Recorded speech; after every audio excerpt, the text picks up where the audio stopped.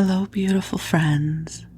I am Laurel Bleadon-Maffei with Illuminating Souls, welcoming you to this episode of Sleepy Bedtime Blessings, a podcast designed to help you rest, relax, and fall asleep, all while deepening in your connection with your beautiful team of angels who love you so. If we're meeting for the first time, I am an angelic practitioner, a spiritual teacher, and an encourager of souls. And I do this through one-on-one angel sessions, soul mentoring, and a variety of classes designed to inspire your spirit. And you can learn more about all that I do at my website, illuminatingsouls.com. But for now, the angels and I are here to help you rest. And I'm so grateful to be here with you now. Thank you for opening your heart to this love that we are bringing to you. I want to start off by saying you may be hearing some ambient noise in the background, and this is because I have the air conditioning going. I started recording this podcast yesterday morning and it got so warm under the blanket fort, I had to do a reset, and so I thought this morning I'm just going to let the fan blow because I think ultimately you will be very forgiving of the slow hum. It's a white noise that actually can be very compatible with sleep, and it should turn off soon. So I was contemplating as I was getting ready to record this about what we might talk about and explore in the first part of this episode. And if you're new to the podcast, let me first share with you about what you can expect. The episode will run about an hour, and it's not expected that you pay attention the whole hour. For the first part of the podcast, I typically share some kind of spiritual material or inspiration with you, and I call in the angels.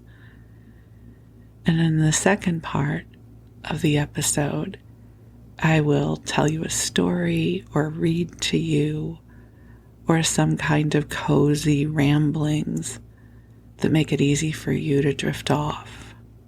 And that's really, to me, the magic of a sleep podcast. I think there is something really beautiful about the invitation to drift off while a loving and soothing voice just gently reads to you in the background. What I find is it creates the space, the bridge that I need for my conscious waking mind to let go of all of my thoughts of the day. And it gives it a very gentle focal point that makes it easier for me to drift off so my mind isn't working so hard. So we'll be together for about an hour. And if you're still awake after that hour, don't worry. There are lots of episodes in the archive, so you can even set up a playlist so that the podcasts will run back to back for you through the entire night if you'd like. So back to what I was contemplating to share with you about here. And it is the concept of sanctuary. And I know that this is a concept you have heard about before. We grow up our whole lives understanding sanctuary. And we're going to explore it a little more deeply here now, because my hope is that this podcast will come to serve as a sanctuary of sorts for you.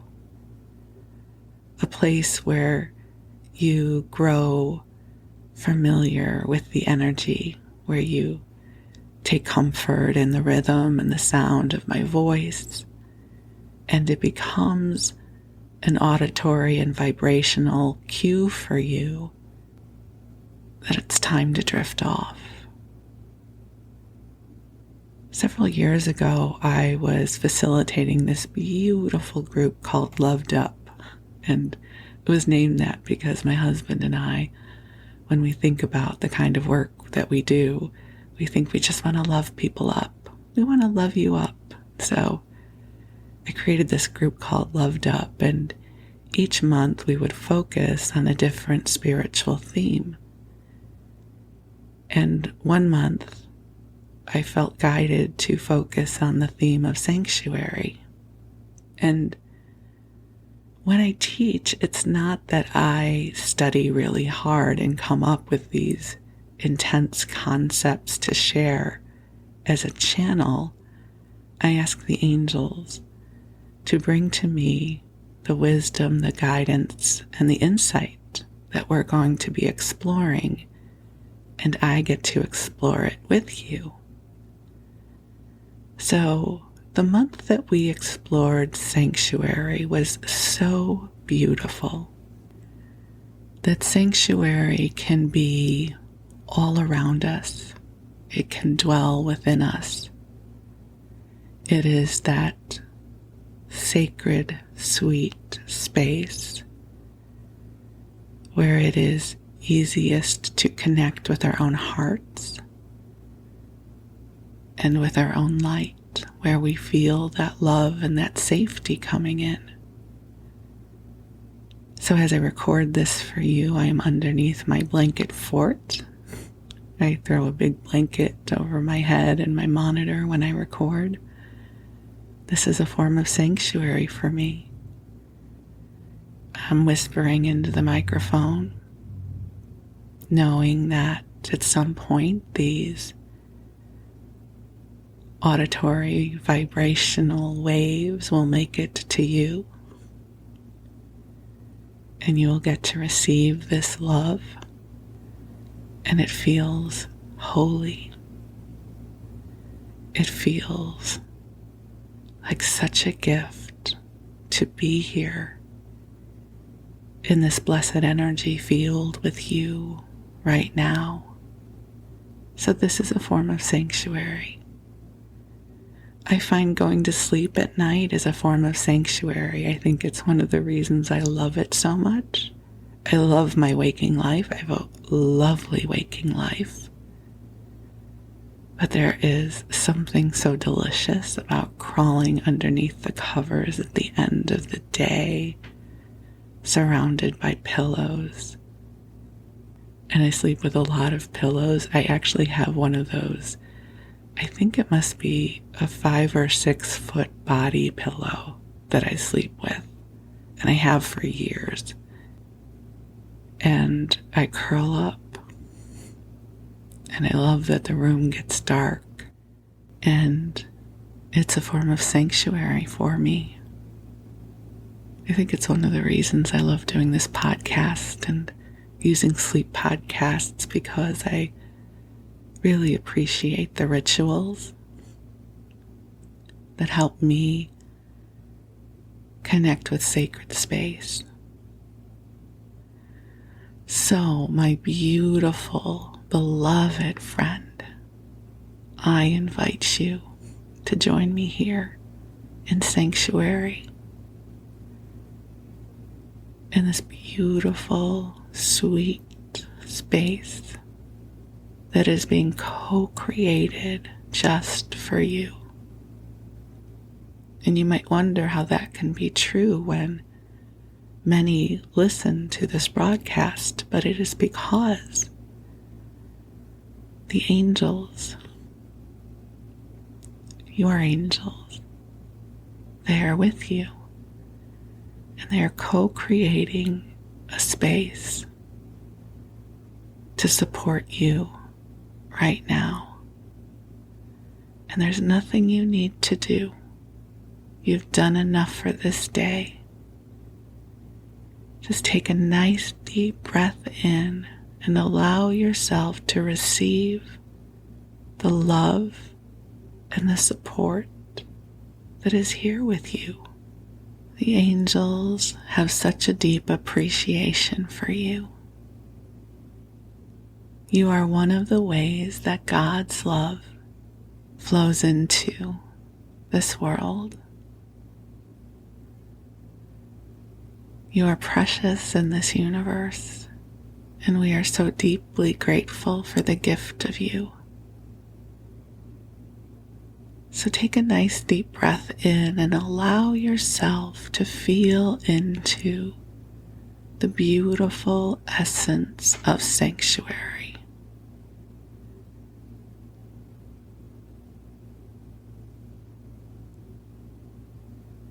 And just breathe. And I'm going to call the angels in. They are here already, but I love the ritual of calling them in. So beautiful angels on high, I invite you to join us here, and I acknowledge that you are already here. You are always here. It is simply the invitation that we say yes to open to the awareness of your loving presence.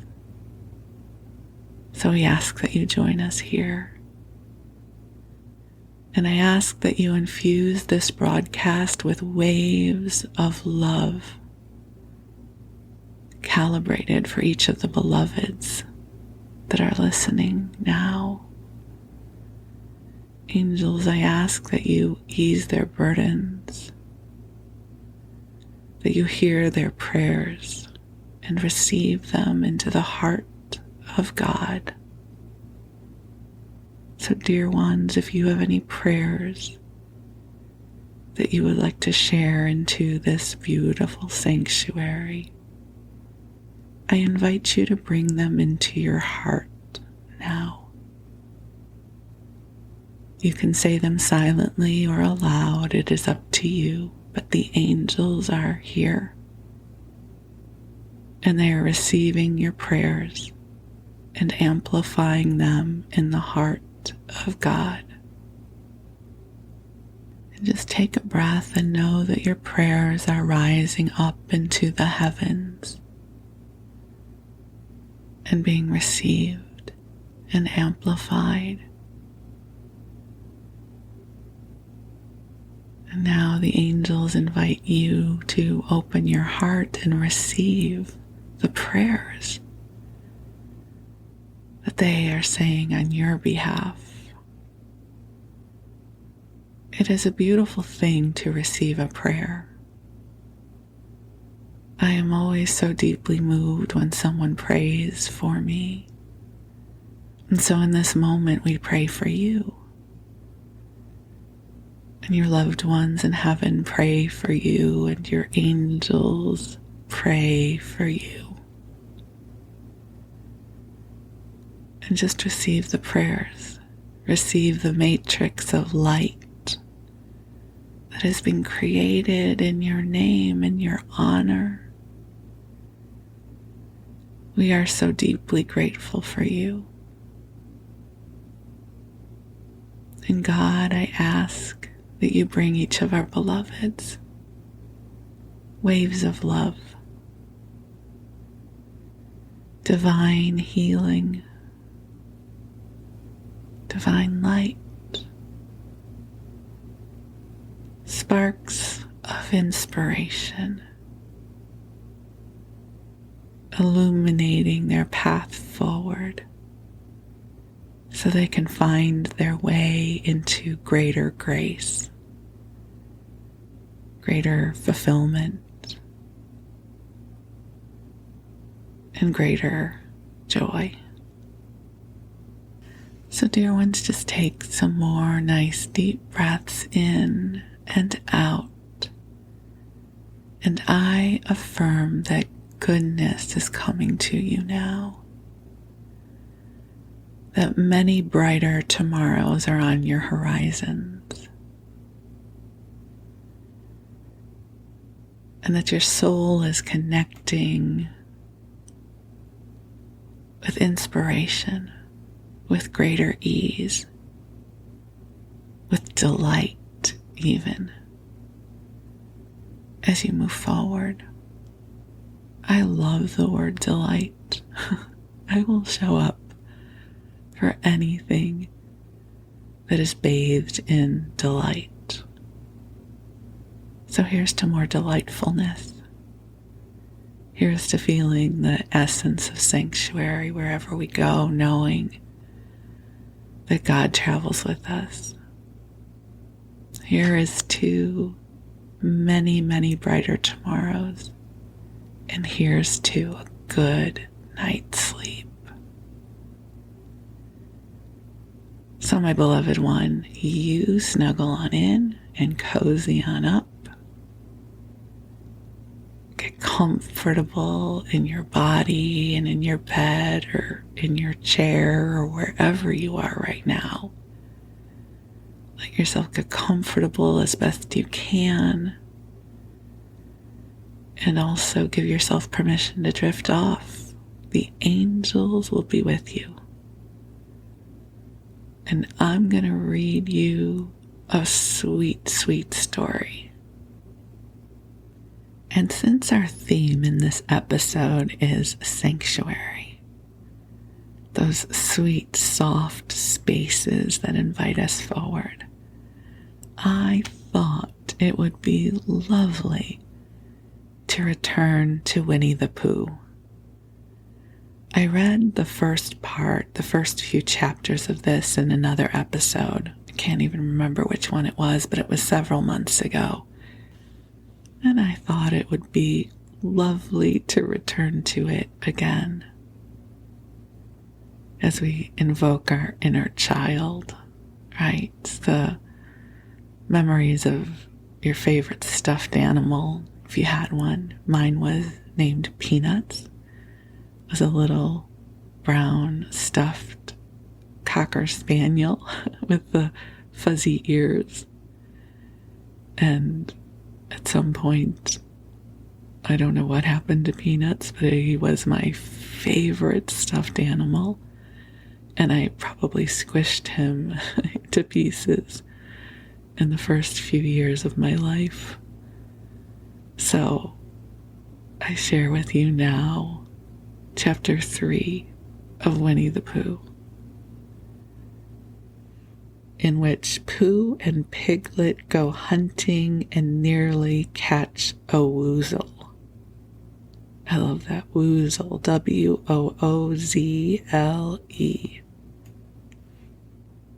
The piglet lived in a very grand house in the middle of a beech tree, and the beech tree was in the middle of the forest.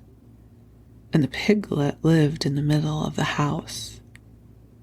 Next to his house was a piece of broken board which had Trespassers W on it. When Christopher Robin asked the piglet what it meant, he said it was his grandfather's name and had been in the family for a long time.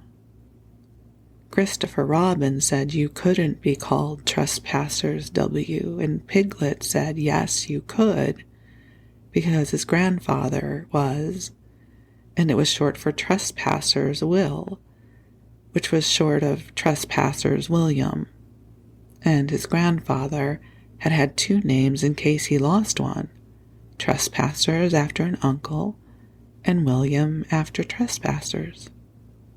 Well, I've got two names, said Christopher Robin carelessly.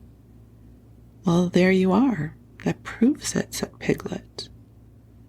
One fine winter's day, when Piglet was brushing away the snow in front of his house, he happened to look up, and there was Winnie the Pooh. Pooh was walking round and round in a circle, thinking of something else, and when Piglet called to him, he just went on walking. Hello, said Piglet. What are you doing? Hunting, said Pooh. Hunting what? Tracking something, said Winnie the Pooh very mysteriously. Tracking what? Said Piglet, coming closer. That's just what I ask myself. I ask myself what? What do you think you'll answer? I shall have to wait until I catch up with it, said Winnie the Pooh. Now look there. He pointed to the ground in front of him. What do you see there? Tracks, said Piglet, paw marks. He gave a little squeak of excitement. Oh, Pooh, do you think it's a woozle? I love that name. A woozle? It may be, said Pooh. Sometimes it is, and sometimes it isn't. You never can tell with paw marks. With these few words he went on tracking, and Piglet, after watching him for a minute or two, ran after him. Winnie the Pooh had come to a sudden stop and was bending over the tracks in a puzzled sort of way. What's the matter? Asked Piglet. It's a very funny thing, said Bear, but there seem to be two animals now. This, whatever it was, has been joined by another, whatever it is, and the two of them are now proceeding in company. Would you mind coming with me, Piglet, in case they turn out to be hostile animals? Piglet scratched his ear in a nice sort of way, and said that he had nothing to do until Friday, and would be delighted to come in case it really was a woozle. You mean in case it is really two woozles, said Winnie the Pooh, and Piglet said that anyhow he had nothing to do until Friday, so off they went together. There was a small spinney of larch trees just here, and it seemed as if the two woozles, if that's what they were, had been going round this spinney, so round the spinney went Pooh and Piglet after them.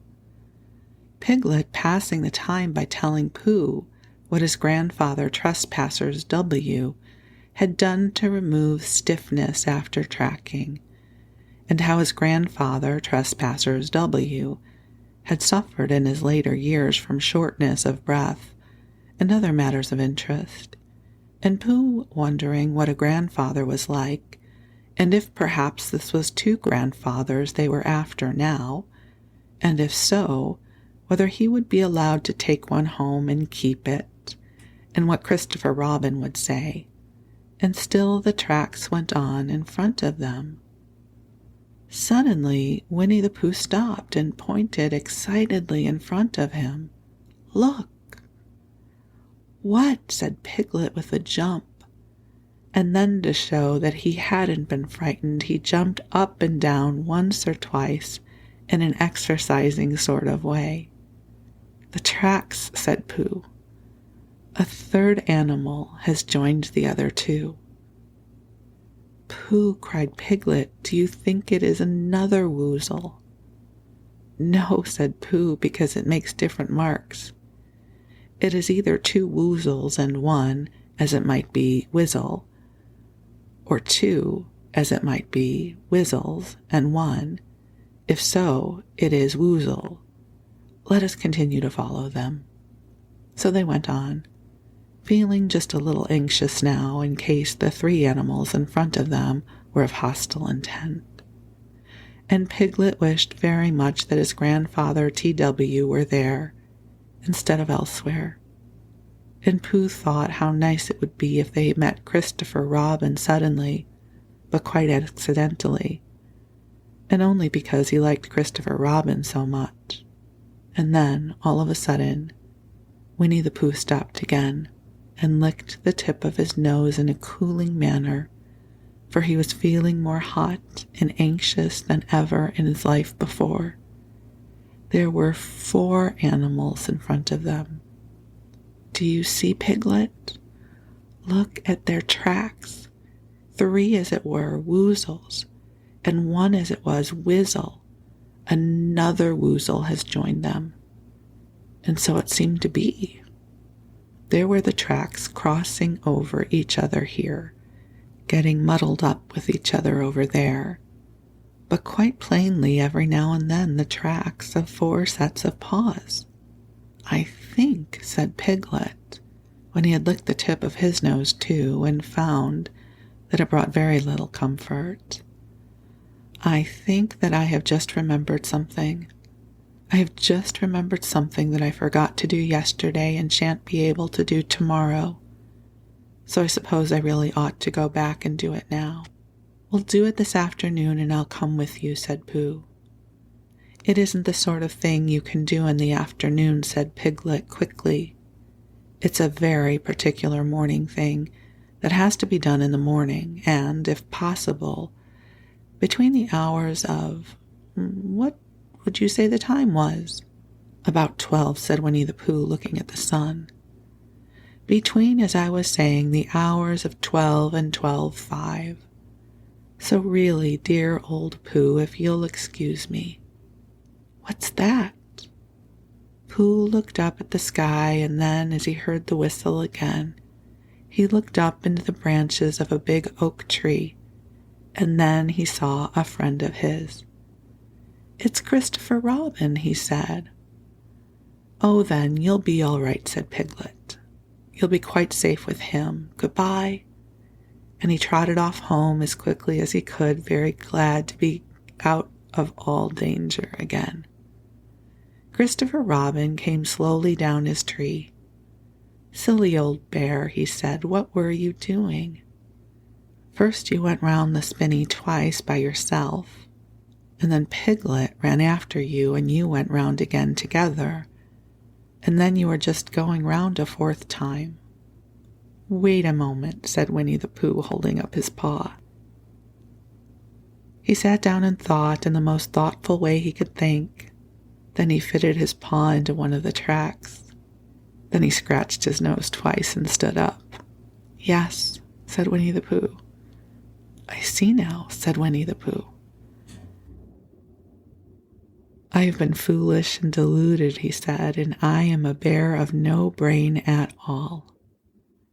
"You're the best bear in all the world," said Christopher Robin soothingly. "Am I?" said Pooh hopefully, and then he brightened up. "Anyhow," he said, "it's nearly luncheon time." So he went home for it. And now we go to chapter 4, in which Eeyore loses a tail and Pooh finds one.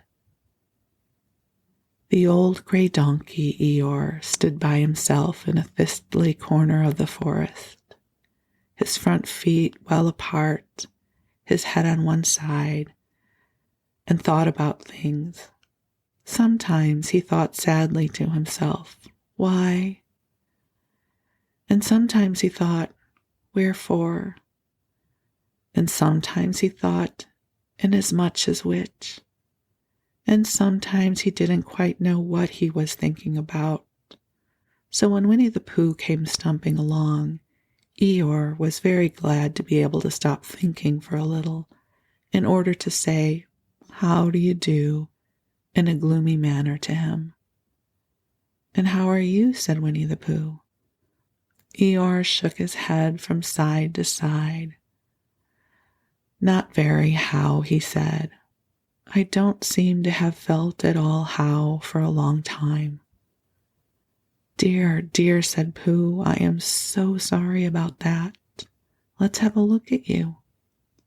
So Eeyore stood there gazing sadly at the ground, and Winnie the Pooh walked around him once. "Why, what's happened to your tail?" he said in surprise. "What has happened to it?" said Eeyore. "Well, it isn't there." "Are you sure?" "Well, either a tail is there or isn't there. You can't make a mistake about it. And yours isn't there." "Then what is?" "Nothing." "Let's have a look," said Eeyore. And he turned slowly round to the place where his tail had been a little while ago. And then finding that he couldn't catch up with it, he turned around the other way, until he came back to where he was at first, and then he put his head down and looked between his front legs. And at last he said with a long, sad sigh, "I believe you are right." "Of course I'm right," said Pooh. "That accounts for a good deal," said Eeyore gloomily. It explains everything. No wonder. You must have left it somewhere, said Winnie the Pooh. Well, somebody must have taken it, said Eeyore. How like them, he added after a long silence. Pooh felt that he ought to say something helpful about it, but didn't quite know what. So he decided to do something helpful instead. Eeyore, he said solemnly, I, Winnie the Pooh, will find your tail for you. Thank you, Pooh, answered Eeyore. You're a real friend, he said. Not like some, he said. So Winnie the Pooh went off to find Eeyore's tail. It was a fine spring morning in the forest as he started out. Little soft clouds played happily in the blue sky, skipping from time to time in front of the sun, as if they had come to put it out, and then sliding away suddenly so that the next might have his turn. Through them and between them the sun shone bravely, and a copse which had worn its furs all the year round seemed old and dotty now beside the new green lace which the beeches had put on so prettily. Through copse and spinney marched Bear, down open slopes of gorse and heather, over rocky beds of streams, up steep banks of sandstone into the heather again, and so at last, tired and hungry, to the 100-acre wood, for it was the 100-acre wood that Owl lived. And if anyone knows anything about anything, said Bear to himself, it is Owl who knows something about something, he said. Or my name isn't Winnie the Pooh, he said, which it is, he added. So there you are. Owl lived at the Chestnuts, an old-world residence of great charm which was grander than anybody else's, or seemed so to Bear because it had both a knocker and a bell pull. Underneath the knocker there was a notice which said, Please ring if an answer is required. And it's please is spelled P-L-E-S. An answer is R-N-S-E-R. And required is R-E-Q-I-R-D. And underneath the bell pull there was a notice which said, Please knock if a... I'm trying to read it because it's misspelled. Please knock if an answer is not required. Okay, I won't spell these out for you, but they're terribly misspelled, which is on purpose. So the first sign says, please ring bell if an answer is required. And then underneath it, it says, please knock if an answer is not required. These notices had been written by Christopher Robin, who was the only one in the forest who could spell. For Owl, wise though he was in many ways, able to read and write and spell his own name, W-O-L, yet somehow went all to pieces over delicate words like measles and buttered toast. Winnie the Pooh read the two notices very carefully, first from left to right, and afterwards, in case he had missed some of it, from right to left. Then, to make quite sure, he knocked, and pulled the knocker, and he pulled and knocked the bell rope, and he called out in a very loud voice, Owl, I require an answer. It is Bear speaking. And the door opened, and Owl looked out. Hello, Pooh, he said. How's things? Terrible and sad, said Pooh, because Eeyore, who is a friend of mine, has lost his tail, and he's moping about it. So could you very kindly tell me how to find it for him? Well, said Owl, the customary procedure in such cases is as follows.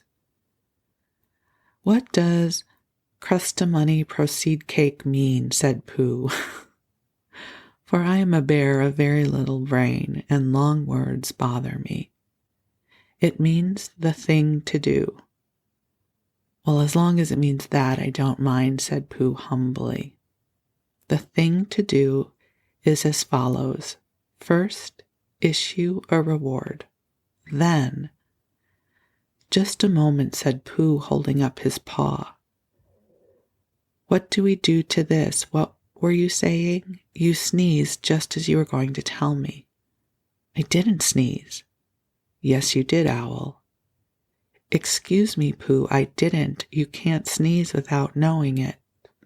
Well, you can't know it without something having been sneezed. What I said was, first issue a reward.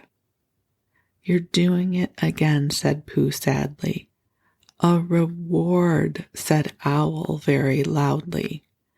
We write a notice to say that we will give a large something to anybody who finds Eeyore's tail. I see, said Pooh, nodding his head. Talking about large somethings, he went on dreamily. I generally have a small something about now, about this time in the morning. And he looked wistfully at the cupboard in the corner of Owl's parlor. Just a mouthful of condensed milk or whatnot, with perhaps a lick of honey. Well then, said Owl, we write out this notice, and we put it up all over the forest. A lick of honey, murmured Bear to himself, or not, as the case may be. And he gave a deep sigh and tried very hard to listen to what Owl was saying. But Owl went on and on, using longer and longer words, until at last he came back to where he started. And he explained that the person to write out this notice was Christopher Robin. It was he who wrote the ones on my front door for me. Did you see them, Pooh? For some time now, Pooh had been saying yes and no in turn, with his eyes shut to all that Owl was saying. And having said yes last time, he said no, not at all, now without really knowing what Owl was talking about.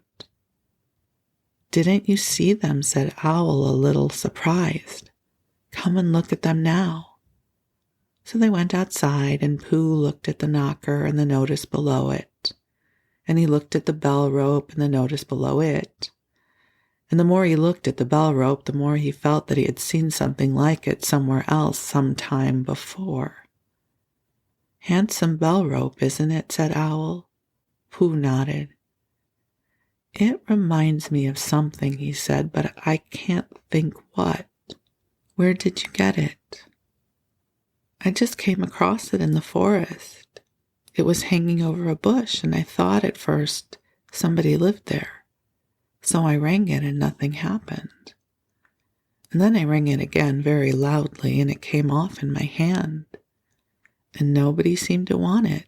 I took it home and... Owl, said Pooh solemnly, you made a mistake. Somebody did want it. Who? Eeyore. My dear friend Eeyore. He was fond of it. Fond of it? Attached to it, said Winnie the Pooh sadly. So with these words he unhooked it and carried it back to Eeyore. And when Christopher Robin had nailed it on in its right place again, Eeyore frisked about the forest, waving his tail so happily that Winnie the Pooh came all over funny and had to hurry home for a little snack of something to sustain him. And wiping his mouth half an hour afterwards, he sang to himself proudly, Who found the tail? I, said Pooh. At 1:45, only it was 11:15 really, I found the tail. I love that. Okay, we're now going to go to chapter 5, in which Piglet meets a heffalump. One day, when Christopher Robin and Winnie the Pooh and Piglet were all walking together, Christopher Robin finished the mouthful he was eating and said carelessly, I saw a heffalump today, Piglet. What was it doing? Asked Piglet. Just lumping along, said Christopher Robin. I don't think it saw me. I saw one once, said Piglet, At least I think I did, he said. Only perhaps it wasn't. So did I, said Pooh, wondering what a heffalump was like. You don't often see them, said Christopher Robin carelessly. Not now, said Piglet. Not at this time of year, said Pooh. And then they talked about something else until it was time for Pooh and Piglet to go home together. At first they stumped along the path which edged the 100-acre wood. They didn't say much to each other, but when they came to the stream and had helped each other across the stepping stones, and were able to walk side by side again over the heather, they began to talk in a friendly way about this and that, and Piglet said, "If you see what I mean, Pooh," and Pooh said, "It's just what I think myself, Piglet." And Piglet said, "But on the other hand, Pooh, we must remember," and Pooh said, "Quite true, Piglet, although I had forgotten it for the moment." And then just as they came to the 6 pine trees, Pooh looked around to see that nobody else was listening, and said in a very solemn voice, "Piglet, I have decided something." "What have you decided, Pooh?" "I have decided to catch a heffalump." Pooh nodded his head several times as he said this and waited for Piglet to say how, or "Pooh, you couldn't," or something helpful of that sort, but Piglet said nothing.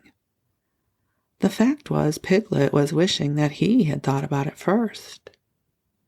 "I shall do it," said Pooh, after waiting a little longer, "by means of a trap. And it must be a cunning trap, so you will have to help me, Piglet." "Pooh," said Piglet, feeling quite happy now, "I will." And then he said, "How shall we do it?" And Pooh said, "That's just it, how?" And then they sat down together to think it out. Pooh's first idea was that they should dig a very deep pit, and then the heffalump would come along and fall into the pit, and... "Why?" said Piglet. "Why what?" said Pooh. "Well, why would he fall in?" Pooh rubbed his nose with his paw and said that the heffalump might be walking along humming a little song and looking up at the sky wondering if it would rain, and so he wouldn't see the very deep pit until he was halfway down, when it would be too late. Piglet said this was a very good trap, but supposing it was raining already? Pooh rubbed his nose again and said that he hadn't thought of that. And then he brightened up and said that if it were already raining, the heffalump would be looking at the sky wondering if it would clear up, and so he wouldn't see the very deep pit until he was halfway down, when it would be too late. Piglet said that now this point had been explained, he thought it was a cunning trap. Pooh was very proud when he heard this, and he felt that the heffalump was as good as caught already. But there was just one other thing which had to be thought about, and it was this: where should they dig the very deep pit?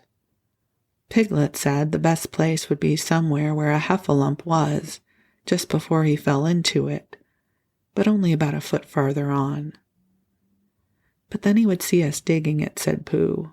"Well, not if he's looking at the sky." "He would suspect," said Pooh, "if he'd happened to look down." He thought for a long time, and then he added sadly, "It isn't as easy as I thought. I suppose that's why heffalumps hardly ever get caught." "That must be it," said Piglet. They sighed and got up, and when they'd taken a few gorse prickles out of themselves, they sat down again. And all the time Pooh was saying to himself, "If only I could think of something," for he felt sure that a very clever brain could catch a heffalump, if only he knew the right way to go about it. "Suppose," he said to Piglet, "you wanted to catch me, how would you do it?" "Well," said Piglet, "I should do it like this. I should make a trap, and I should put a jar of honey in the trap, and you would smell it, and you would go in after it, and I would go in after it, said Pooh excitedly, only very carefully so as not to hurt myself. And I would get to the jar of honey, and I should lick around the edges first of all, pretending that there wasn't any more, you know. And then I should walk away and think about it a little, and then I should come back and start licking in the middle of the jar, and then... Yes, well, never mind about that. There you would be, and there I should catch you. Now, the first thing to think of is, what do you think heffalumps like? I should think acorns, wouldn't you? We'll get a lot of... I say, wake up, Pooh. Pooh, who had gone into a happy dream, woke up with a start and said that honey was a much more trappy thing than acorns. Piglet didn't think so, and they were just going to argue about it when Piglet remembered if they put acorns in the trap, he would have to find the acorns, but if they put honey, then Pooh would have to give up some of his own honey. So he said, all right, honey then, just as Pooh remembered it too and was going to say, all right, acorns. Honey, said Piglet to himself in a thoughtful way, as if it were now settled. I'll dig the pit while you go and get the honey. Very well, said Pooh, and he stumped off. As soon as he got home, he went into the larder and stood up on a chair, and he took down a very large jar of honey from the top shelf. It had honey written on it, but just to make sure, he took off the paper cover and looked at it, and it looked like honey. But you never can tell, said Pooh. I remember my uncle saying once that he had seen cheese just this color. So he put his tongue in and took a large lick. Yes, he said, it is. No doubt about that. And honey, I should say, right down to the bottom of the jar. Unless, of course, he said, somebody put cheese at the bottom just for a joke. Perhaps I had better go a little further just in case. In case heffalumps don't like cheese, same as me. Ah, and he gave a deep sigh. I was right. It is honey all the way down. Having made certain of this, he took the jar back to Piglet, and Piglet looked up from the bottom of his very deep pit and said, got it? And Pooh said, yes, but it isn't quite a full jar. And he threw it down to Piglet, and Piglet said, no, it isn't. Is that all you've got left? And Pooh said yes, because it was. So Piglet put the jar at the bottom of the pit, and they climbed out, and they went home together. Well, good night, Pooh, said Piglet when they had gotten to Pooh's house. And we meet at 6 o'clock tomorrow morning by the pine trees, and see how many heffalumps we've got in our trap. 6 o'clock, Piglet. And have you got any string? No. Why do you want string? To lead them home with. Oh, I think heffalumps come if you whistle. Well, some do and some don't. You never can tell with heffalumps. Well, good night. And off Piglet trotted to his house, Trespassers W, while Pooh made his preparations for bed. Some hours later, just as the night was beginning to steal away, Pooh woke up suddenly with a sinking feeling. He had had that sinking feeling before, and he knew what it meant. He was hungry, so he went to the larder, and he stood on a chair and reached up to the top shelf and found nothing. That's funny, he thought. I know I had a jar of honey there. A full jar of honey right up to the top, and it had honey written on it so that I should know it was honey. That's very funny. And then he began to wander up and down, wondering this, and was murmuring a murmur to himself like this. It's very, very funny, 'cause I know I had some honey, 'cause it had a label on saying honey. Galoptuous full up pot 2, and I don't know where it's gotten to. No, I don't know where it's gone. Well, it's funny. He had murmured this to himself 3 times in a singing sort of way when suddenly he remembered. He had put it into the cunning trap to catch the heffalump. "Bother," said Pooh, "it all comes of trying to be kind to heffalumps," and he got back into bed. But he couldn't sleep. The more he tried to sleep, the more he couldn't. He tried counting sheep, which is sometimes a good way of getting to sleep, and as that was no good, he tried counting heffalumps, and that was worse, because heffalumps that he counted was making straight for a pot of Pooh's honey and eating it all. For some minutes he laid there miserably, but when the 587th heffalump was licking its jaws and saying to itself, "Very good honey this is. I don't know when I've tasted better," Pooh could bear it no longer. He jumped out of bed, he ran out of the house, and he ran straight to the 6 pine trees. The sun was still in bed, but there was a lightness in the sky over the 100-acre wood, which seemed to show that it was waking up and would soon be kicking off the clothes. In the half-light, the pine trees looked cold and lonely, and the very deep pit seemed deeper than it was. And Pooh's jar of honey at the bottom was something mysterious, a shape and no more. But as he got nearer to it, his nose told him that it was indeed honey, and his tongue came out and began to polish up his mouth ready for it. "Bother," said Pooh as he got his nose inside the jar. "A heffalump has been eating it." And then he thought a little and said, "Oh no, I did. I forgot." Indeed, he had eaten most of it, but there was a little left at the very bottom of the jar, and he pushed his head right in and began to lick. By and by, Piglet woke up. As soon as he woke up, he said to himself, "Oh," and then said bravely, "Yes," and then still more bravely, "Quite so." But he didn't really feel very brave, for the world which was really jiggetting about in his brain was heffalumps. What was a heffalump like? Was it fierce? Did it come when you whistled, and how did it come, and was it fond of pigs at all?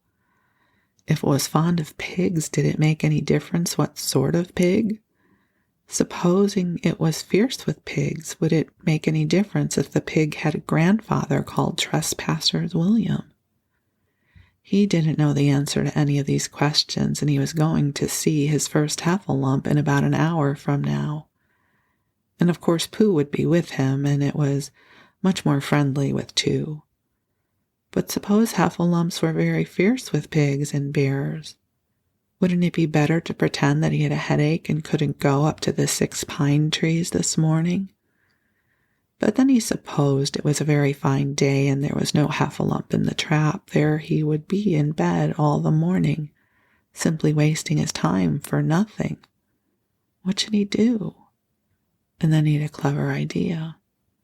He would go up very quietly to the 6 pine trees now, peep very cautiously into the trap, and see if there was a heffalump there. And if there was, he would go back to bed, and if there wasn't, he wouldn't. And so off he went.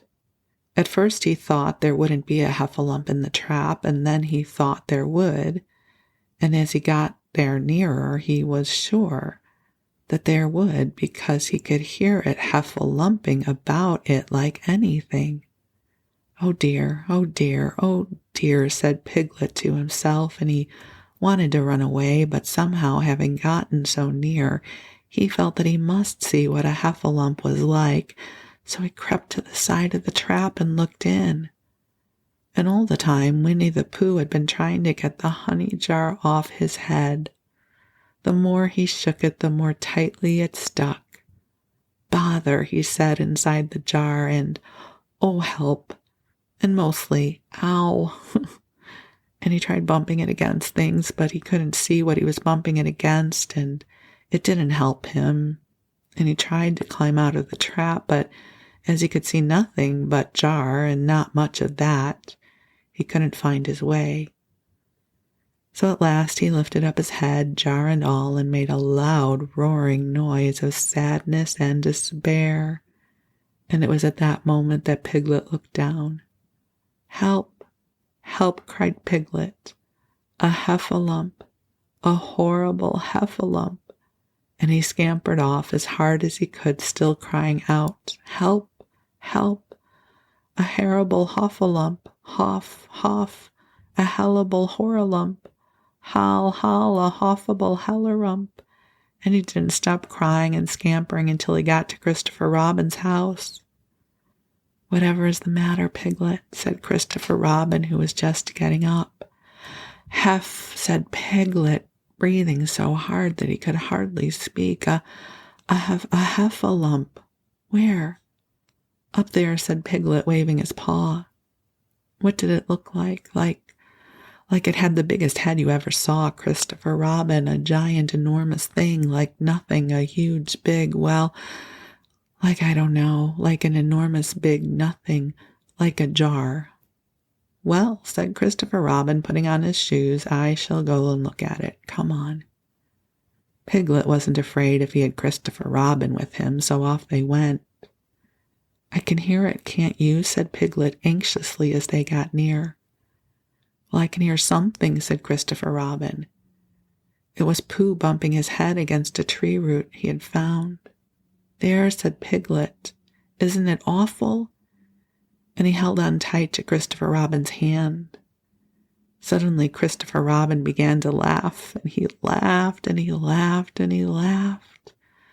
And while he was still laughing, crash went the heffalum's head against the tree root. Smash went the jar, and out came Pooh's head again. Then Piglet saw what a foolish piglet he had been, and he was so ashamed of himself that he ran straight home and went to bed with a headache. But Christopher Robin and Pooh went home to breakfast together. "Oh, Bear," said Christopher Robin, "how I do love you." "So do I," said Pooh. And so we will close this episode with those beautiful words. "How I do love you." "And so do I," said Pooh. So I wish you the sweetest of dreams. I wish you goodness and light. We'll talk again soon, my beloved friends. Thank you. Good night.